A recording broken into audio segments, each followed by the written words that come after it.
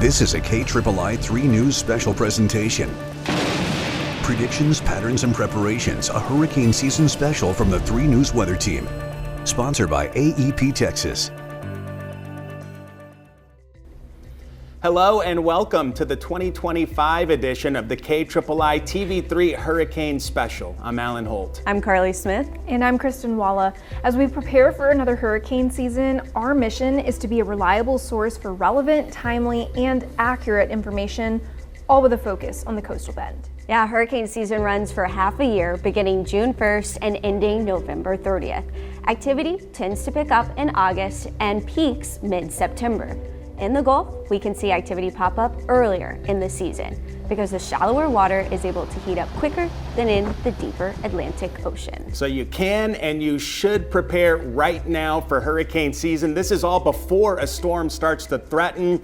The last place you want to be when you're preparing for a hurricane is in long lines at the store. So consider this hurricane special as a starting point on what you need to do in order to be ready, and a look at how we'll help guide you through this hurricane season. On average, we see 14 named storms, 7 hurricanes, and 3 major hurricanes each year. A major hurricane is a category 3, 4, or 5 hurricane. Last year, we transitioned into a La Nina pattern, which decreases wind shear over the Atlantic Basin and promotes storm organization. This year, we are going into hurricane season in a neutral ENSO phase. During a neutral phase, the wind shear falls somewhere in between. It's a little more than in La Nina and a little less than El Nino. We can expect a near average season. Our 2025 KIII tropical forecast is calling for 14 to 17 named storms, 7 to 10 of those reaching hurricane status, and 3 to 5 gaining major hurricane status. Some past hurricane seasons have shared similar environmental conditions to what we're seeing heading into this year. We refer to those as analog years. They don't predict exactly what will happen, but they can help set expectations for how active or inactive a season may or may not be. 2025's analog years include 1996, 1999, 2008, 2011, and 2017. 2017 may stand out to people along the coastal bend because that was the year Hurricane Harvey slammed into the Rockport-Fulton area. It is important to keep in mind, just because 2017 is an analog year for this year, it does not mean that we're in for a repeat. Preseason forecasts and analog years can help us gauge whether or not a season is expected to be active, but they can't tell us when, where, how strong, or what specific threats a location may or may not see in an upcoming season. That kind of information is only available after a storm has formed and gets closer to landfall. Every storm is different, and so are the different ways we prepare for the same storm. Some preparations are universal, like having a stocked hurricane kit. Your hurricane kit should include a first aid kit, hand sanitizer, enough non-perishable food for several days, 1 gallon of water per person per day, a manual can opener, a flashlight, batteries, chargers for phones, a portable power bank. You'll also need prescriptions and over-the-counter medications, hygiene products, and important documents such as birth certificates and insurance policies. This isn't a definitive list of everything needed, but it's a good starting point. Whether you're a homeowner or a renter, it's a great idea to make sure your insurance policy is up to date. Double check your policy's coverage, take photos or videos of your belongings just in case you need to file a claim later. If you're on the fence about opting for certain types of coverage, remember that once a storm passes the 2080 line in the Gulf, most insurance carriers will not allow their agents to bind new coverage. Make sure you're signed up for the Reverse Alert system. Visit reversealert.org to enroll. This is the quickest way to get updates directly from the city. Something else that's easy to do ahead of time: measure your windows and get your boards cut. You can even number the boards for faster installation should you need them down the road. It's much better to have them at the ready instead of scrambling to get them when we're expecting a storm. Whether a season is active or quiet, your preps for hurricane season should be the same every single year. The best time to prepare for hurricane season is before it starts. The second best time is now. So what if we did see a hurricane come right into Corpus Christi? What would that look like? We're gonna walk you through a 10-day timeline of what happens before, during, and after a hurricane and what you should be doing along the way. 10 days to landfall. The National Hurricane Center marks an area of interest in the central Atlantic, 3,600 miles away. There's a low chance of development over the next 7 days. Confidence in development is low at this point. The NHC marks areas of interest that have a chance of developing into at least a tropical depression up to 7 days in advance. 8 days to landfall. The area of interest continues moving west through day 9, and its chance of development increases to a medium chance. On day 8, its chance of development increases again. It now has a high chance of development, and it's also organized enough to be classified as Invest 93L. An invest is an area of investigation. They cycle through numbers 90 to 99, and the L designates that it's in the Atlantic Basin. This is also when hurricane hunters start flying in to gather critical data. Finding the center of the storm is the tricky part early on. Pressure and wind data gathered by hurricane hunters is analyzed to find a rough center that's used in computer models. Spaghetti plots are also run for the invest. The lines only represent where the center of the storm may track. They do not forecast intensity, and they usually have a better grasp on where a storm may go when a defined center is found. 7 days to landfall. Invest 93L continues its westward trek and slow organization, and the hurricane hunters investigate it and they find a closed center of circulation, which is a key distinguishing factor of a tropical cyclone. With winds below 39 miles per hour, this system is now classified a tropical depression, and it's numbered 3. A tropical depression is the weakest organized tropical cyclone on the Saffir-Simpson scale. This is something that we use to categorize the wind speeds of tropical storms and hurricanes. While the Saffir-Simpson scale is a great tool to rate a storm's strength, it does not paint the entire picture. Tropical systems are extremely nuanced and entail many more threats than just wind. As a tropical depression, the storm is now organized enough for the forecast cone. This shows the probable track for the center of the storm. It is important to note that the size of the storm is not considered, so impacts often do extend beyond the cone. Last year, the NHC began adding inland watches and warnings to an experimental version of the forecast cone as a way to further communicate that hazards extend beyond the cone. While the NHC's tropical outlooks go 7 days out, forecast cones only extend 5 days out. Forecast cones in 2025 will be around 3 to 5% smaller than in 2024. That being said, a cone's width can be adjusted depending on forecast confidence. 6 days to landfall. Tropical Depression 3 continues organizing and strengthening as it continues to move west. As its sustained wind speeds surpass 39 miles per hour, the storm is now considered a tropical storm and given a name. To make it crystal clear that our storm is hypothetical, we wanted to open up the floor to our newsroom and allow them to help us name it. The top contenders: Holt, Blitz, and a wild card entry this year, Banksy. That's our news director's dog, Banksy. The vote was not even close, so it is official. Tropical Storm Banksy has formed.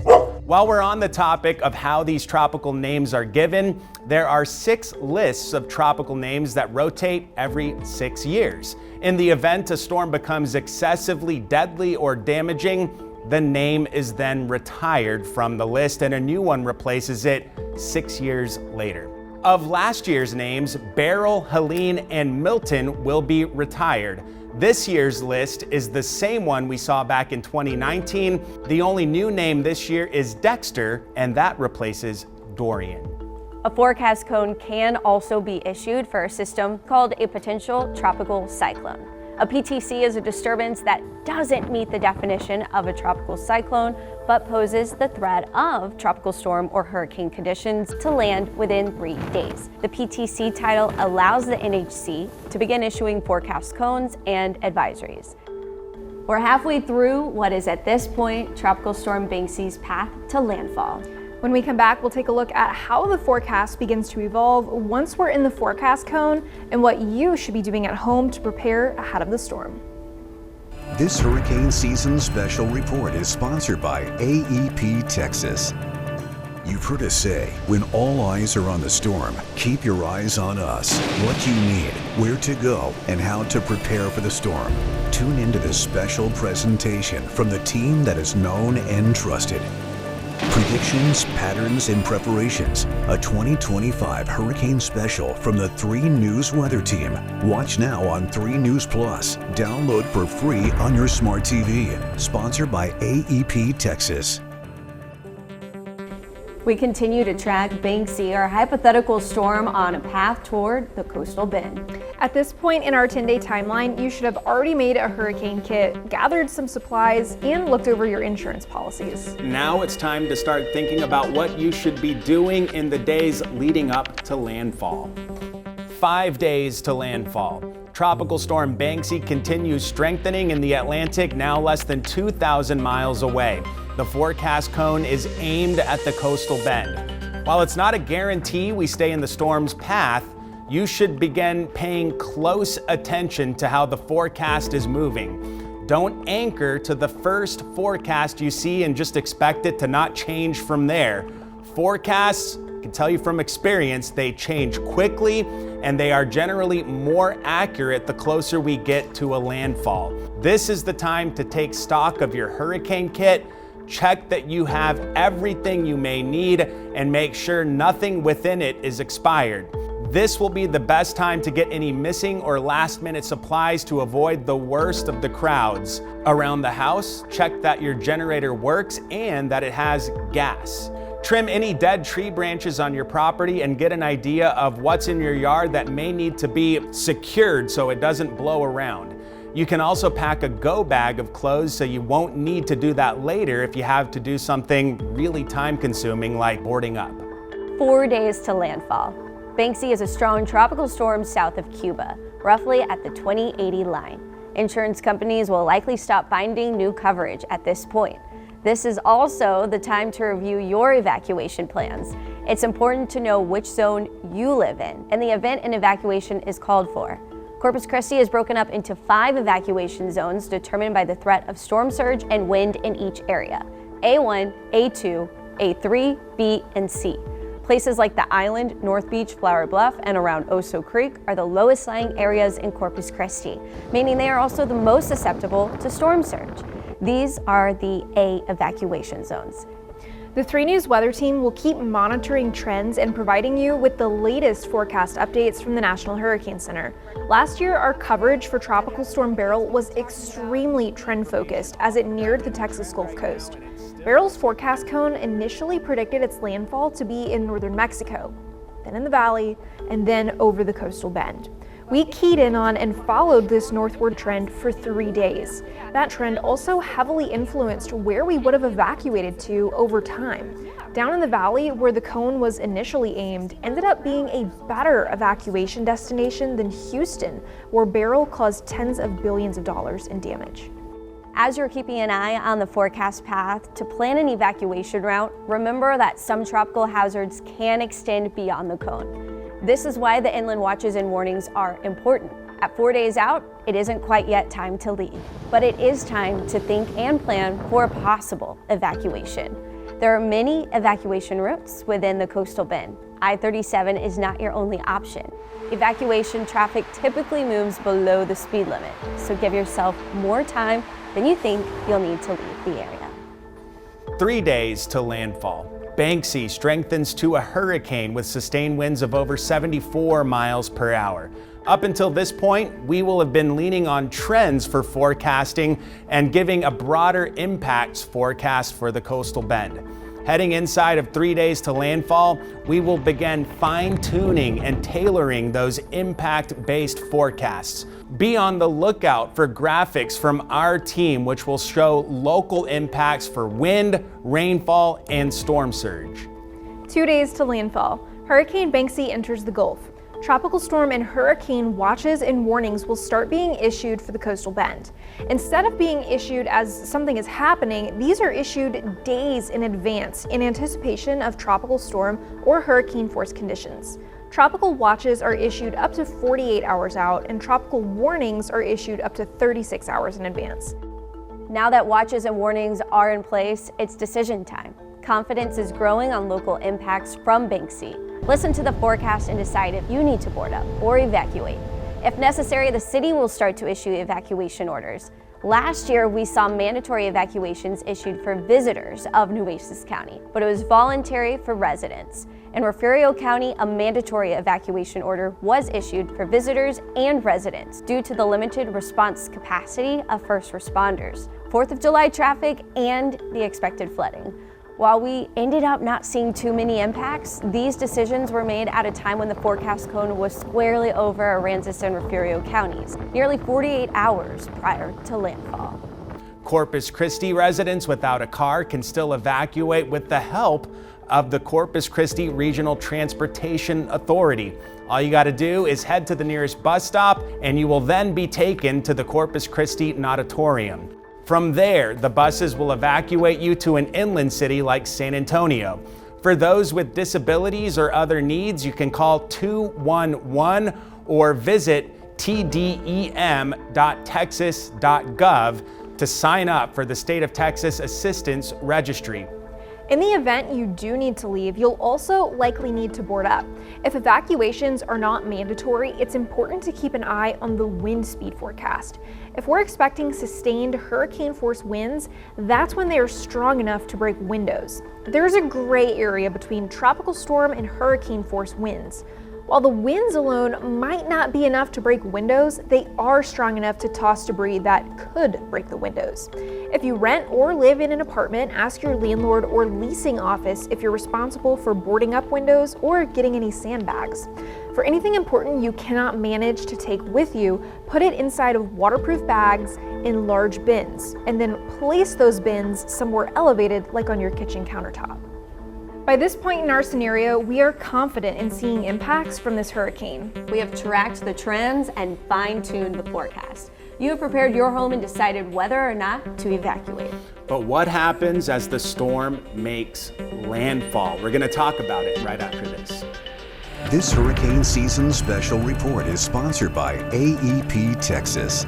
Predictions, Patterns, and Preparations, a 2025 hurricane special from the 3 News Weather Team. Watch now on 3 News Plus. Download for free on your smart TV. Sponsored by AEP Texas.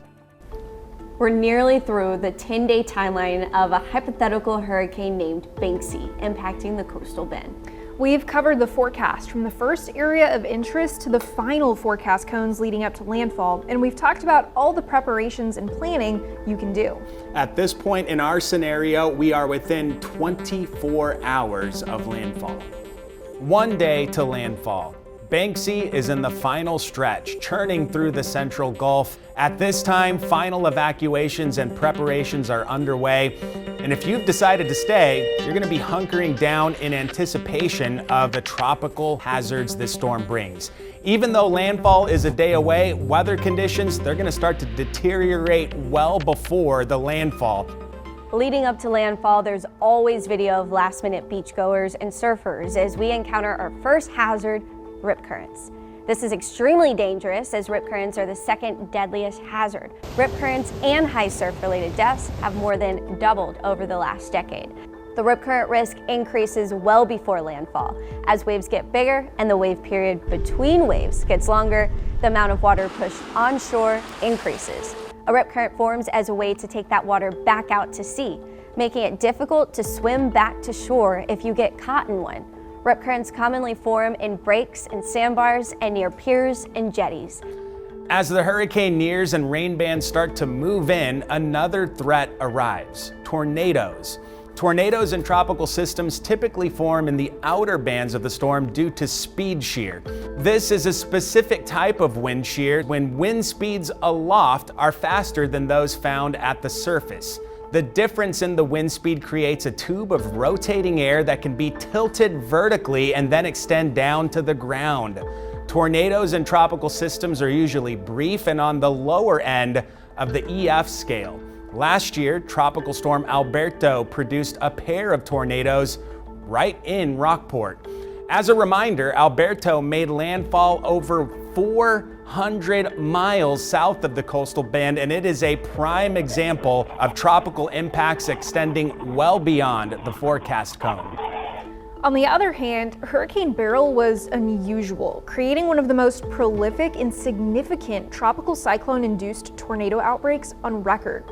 113 tornado warnings were issued for Beryl, the second most tornado warnings issued for a tropical cyclone. 68 tornadoes were confirmed across multiple states.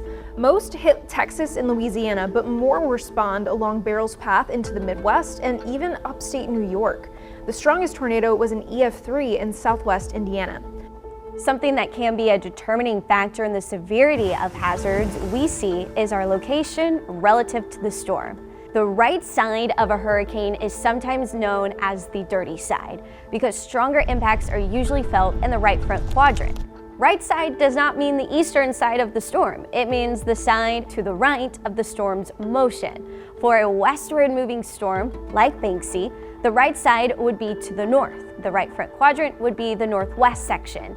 The reason the right front quadrant sees the worst impacts, especially when it comes to wind and storm surge, is due to the additive properties of the storm's rotation and motion. In the northern hemisphere, tropical cyclones rotate counterclockwise, which is why the right front quadrant is harsher instead of the left. As Banksy moves in, the winds will start to pick up, becoming more intense the closer we are to the eye of the storm. In addition to contributing to storm surge, extreme winds can do extensive damage, including blowing out windows, uprooting trees, and snapping large branches, which then causes debris to become airborne, taking down electrical poles, damaging shingles and siding, and collapsing poorly constructed homes. Stronger winds and the amount of time spent offshore will play a role in the storm surge height.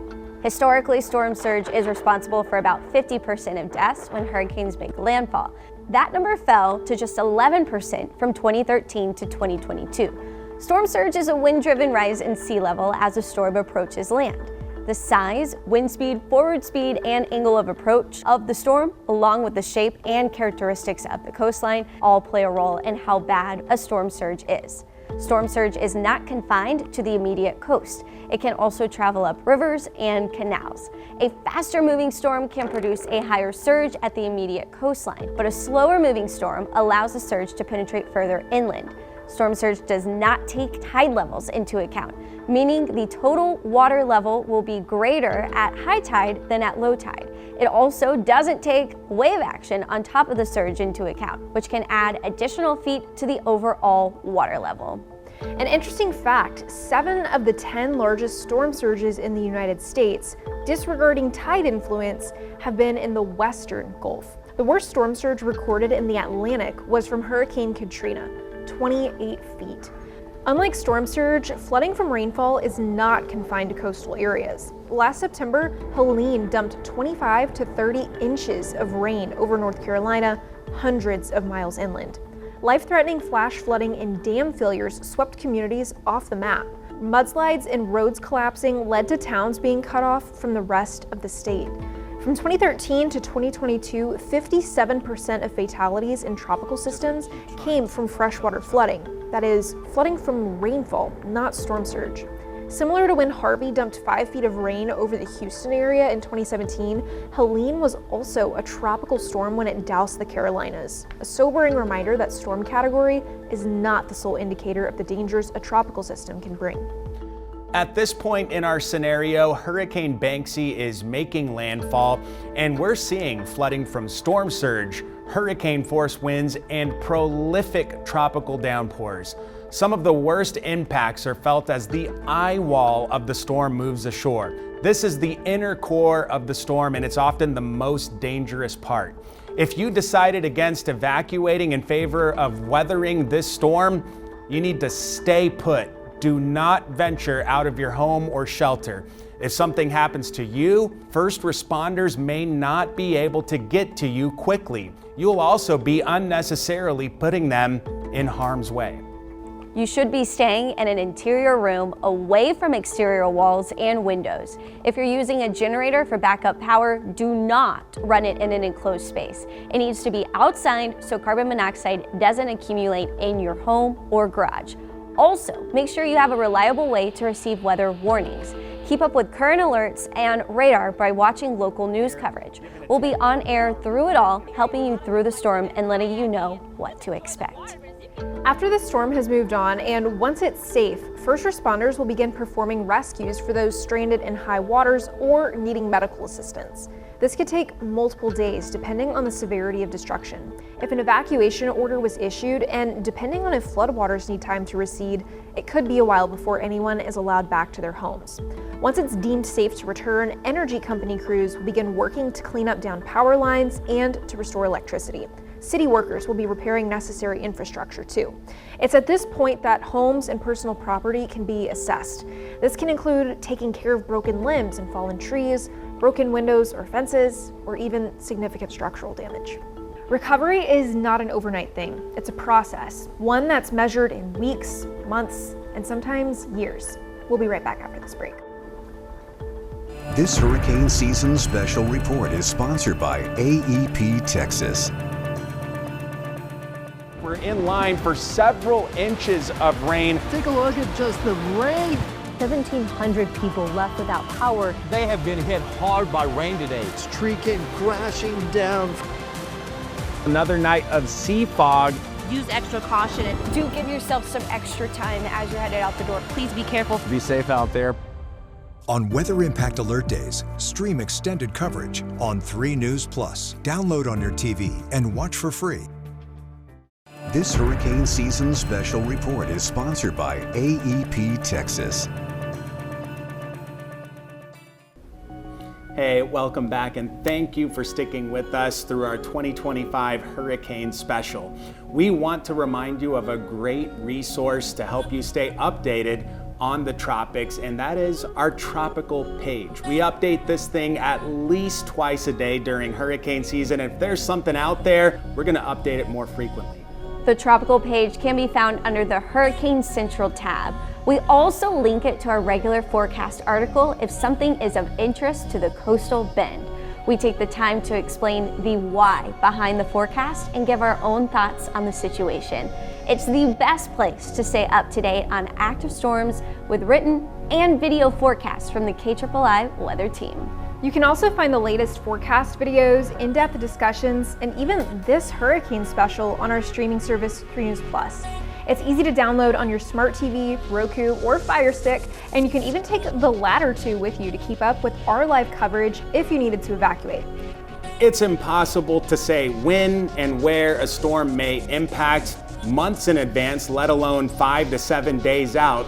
Regardless of the preseason forecast for this year, it is important to remember our mantra: it only takes one storm. Stay safe, stay aware, and stay informed this hurricane season.